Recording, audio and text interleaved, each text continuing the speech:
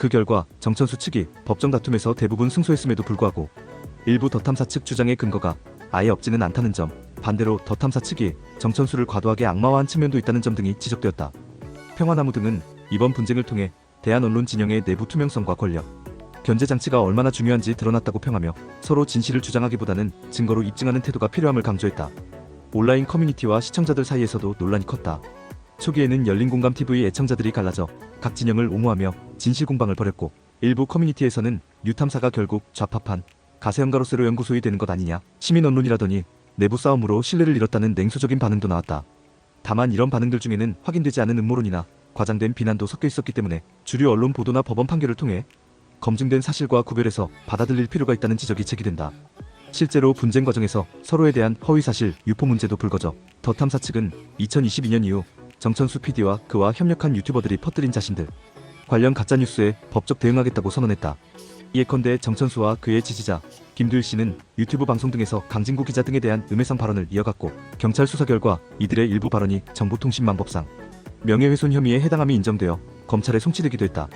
더 탐사 측은 이런 점을 들어 정천수 측이 거짓 선전을 하고 있다고 비판했고, 정천수 측은 더 탐사팀이 자신들에게 유리한 여론전을 펴기 위해 사실을 왜곡한다고 맞받아쳤다. 상호 비방과 고소, 고발, 남발로까지 번진 이 갈등은 커뮤니티 일각에서 진영을 막론하고 유튜브 언론의 한계라는 자조를 낳았다. 법조계에서는 이 사례를 두고 소규모 대한 언론의 지배구조와 법률적 한계를 보여준 사건으로 평가한다. 특히 신주 발행 무효 소송에서 법원이 보인 태도는 주목할 만하다. 보통 경영권 분쟁 시 기존 대주주를 몰아내기 위한 제3자 배정 신주 발행은 엄격한 요건 아래 허용되는데, 이번 사건에서 1, 2심 재판부 모두 기존 주주의 지분, 가치를 희석시키는 신주 발행은 정당한 경영상 목적이 인정되지 않는다며 상법 위반으로 판단했다.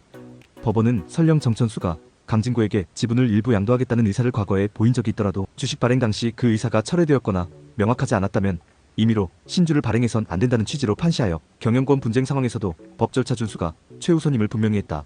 또한 유튜브 채널과 같은 무형자산의 소유권 문제에 대해서도 법원이 설령 채널 개설명의가 개인이라 해도 회사 업무를 공동으로 수행하던 직원들의 접근을 차단한 행위는 업무방해라는 판례를 남긴 점도 의미가 있다.